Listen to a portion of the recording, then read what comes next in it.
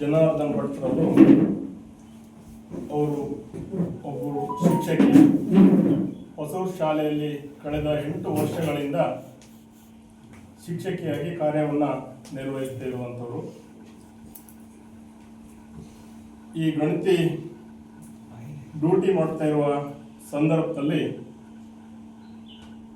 ಮ್ಯಾಪಿಂಗ್ಗೋಸ್ಕರ ಅದನ್ನು ಪಟ್ಟಣ ಪಂಚಾಯತ್ಗೆ ಸಬ್ಮಿಟ್ ಮಾಡಬೇಕು ಅಂತೇಳಿ ಬೆಳಗ್ಗೆ ಸುಮಾರು 11:30 ಹೊತ್ತಿಗೆ ಬಂದು ಪುನಃ ಮ್ಯಾಪಿಂಗನ್ನು ಸರಿಯಾಗಲಿಲ್ಲ ಅಂಥೇಳಿ ಅಧಿಕಾರಿಗಳು ಇವತ್ತೇ ಸರಿ ಮಾಡಿ ಕೊಡಬೇಕು ಅಂಥೇಳಿ ಅವರಿಗೆ ಒತ್ತಡವನ್ನು ಹಾಕಿದವಾಗ ಪುನಃ ಅವರು ಅವರ ಮನೆಗೆ ಬಂದು ಕೋಲ್ಸಿರ್ಸಿ ಕ್ರಾಸ್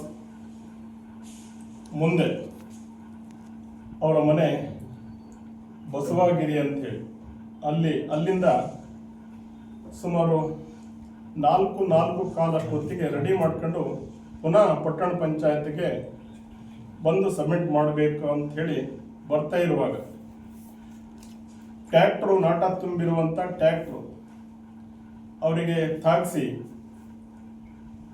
ಭಾಳ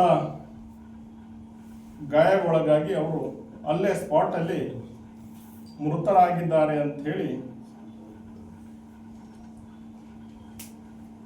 ತಿಳಿದು ಬಂದಿದೆ.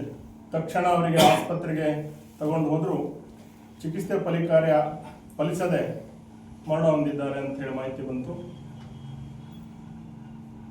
ತಕ್ಷಣ ಗಾಡಿ ಯಾವುದು ಏನು ಅಂಥೇಳಿ ಪುನಃ ವಿಚಾರ ಮಾಡಿದವಾಗ ಫಾರೆಸ್ಟ್ ಇಲಾಖೆಯವರು ಎಲ್ಲ ಪ್ಲಾಂಟೇಶನ್ ಕಟಿಂಗ್ ಆಗಿರುವಂಥ ನಾಟವನ್ನು ಬೇರೆ ಜಿಲ್ಲೆಯಿಂದ ಟ್ರ್ಯಾಕ್ಟರ್ಗಳನ್ನು ತರಿಸಿ, ಬೇರೆ ತಾಲೂಕುಗಳಿಂದ ಟ್ರ್ಯಾಕ್ಟರ್ಗಳನ್ನು ತರಿಸಿ ಟ್ರ್ಯಾಕ್ಟರ್ ಮುಖಾಂತರ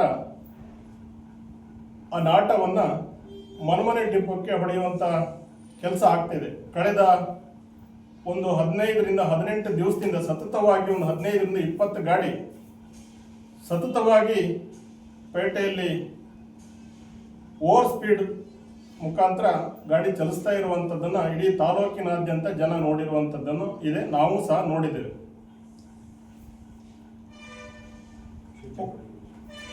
ಟ್ರ್ಯಾಕ್ಟ್ರು ಕಮರ್ಷಿಯಲಿಗೆ ಉಪಯೋಗಿಸುವ ಹಂಗೆ ಎಲ್ಲೂ ಇಲ್ಲ. ಟ್ರ್ಯಾಕ್ಟರ್ಗಳನ್ನು ಅದು ಕೃಷಿ ಚಟುವಟಿಕೆಗಳಿಗೆ ಮಾತ್ರ ಉಪಯೋಗ ಆಗಬೇಕು ಅಂತ ಹೇಳಿ ತಹಸೀಲ್ದಾರ್, ಆ ತಾಲೂಕಿನ ತಹಸೀಲ್ದಾರ್ ಅವರ ಹತ್ರ ಬೋನೋಫೈಡ್ ಸರ್ಟಿಫಿಕೇಟನ್ನು ಪಡೆದು ಅಲ್ಲೇ ಸಂಸ್ಥೆಯಲ್ಲಿ ಸಾಲ ಮಾಡಿ ಟ್ರ್ಯಾಕ್ಟರ್ನ ತಗೊಳ್ಳುವಂಥ ಕೆಲಸ ಕೃಷಿ ಚಟುವಟಿಕೆಗೆ ಮಾತ್ರ. ಆದರೆ ಫಾರೆಸ್ಟ್ ಇಲಾಖೆಯವರು ಲಾರಿ ಮೇಲೆ ನಾಟವನ್ನು ಹೊಡೆಯೋದನ್ನು ಬಿಟ್ಟು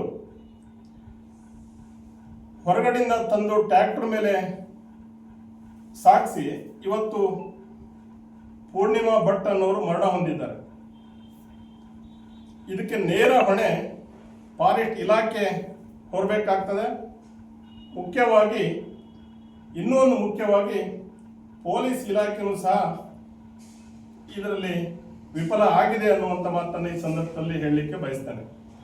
ಕಾರಣ ಏನಪ್ಪ ಅಂತಂದರೆ, ಪ್ರತಿಯೊಂದು ಗಾಡಿ, ಬೈಕ್ ಇರ್ಬೋದು ಅಥವಾ ಕಾರ್ ಇರ್ಬೋದು, ಇನ್ನೆಲ್ಲವಕ್ಕೂ ಹೆಲ್ಮೆಟ್ ಇಲ್ಲ ಅಂತಂದರೆ ಕೇಸ್ ಹಾಕ್ತಾರೆ, ಡ್ರೈವಿಂಗ್ ಲೈಸೆನ್ಸ್ ಇಲ್ಲ ಅಂತಂದರೆ ಕೇಸ್ ಹಾಕ್ತಾರೆ, ಟ್ರಿಬಲ್ ರೈಡಿಂಗ್ ಇಲ್ಲ ಕೇಸ್ ಹಾಕ್ತಾರೆ, ಅಥವಾ ಓವರ್ ಸ್ಪೀಡು ಅಂತ ಹೇಳಿ ಕೇಸ್ ಹಾಕ್ತಾರೆ, ಡ್ರಿಂಕಿಂಗ್ ಡ್ರೈವಿಂಗ್ ಅಂತ ಹೇಳಿ ಅದು ನಮ್ಮ ತಾಲೂಕಿನವರಿಗೆ ಈ ರೀತಿ ಕೇಸ್ ಹಾಕ್ತಾರೆ.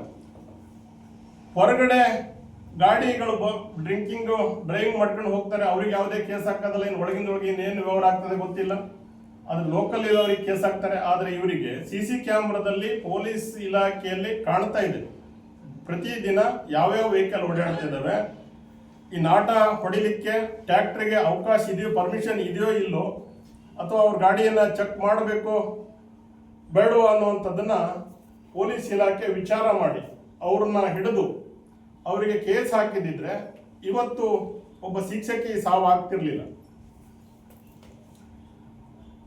ಕಾರಣ, ನಾಟವನ್ನು ಯಾವುದೇ ಕಾರಣಕ್ಕೂ ಟ್ರ್ಯಾಕ್ಟರ್ ಮೇಲೆ ಹೊಡಿಲಿಕ್ಕೆ ಅವಕಾಶವೇ ಇಲ್ಲ.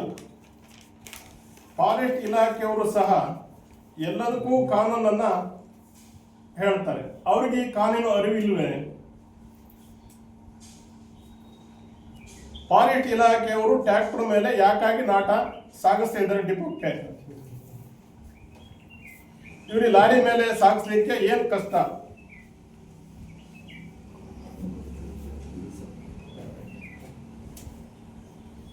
ಇದನ್ನ ನಮ್ಮ ಸಿದ್ದಾಪುರ ತಾಲೂಕಾ ರೇಂಜರ್ ಮತ್ತು ಎಸಿಎಫ್ ಹೊಣೆಯನ್ನ ಹೊರಬೇಕು ಅನ್ನೋ ಅಂತ ಹೇಳಿ ಮಾಧ್ಯಮದ ಮುಖಾಂತರ ಹೇಳಲಿಕ್ಕೆ ಬಯಸ್ತೇನೆ.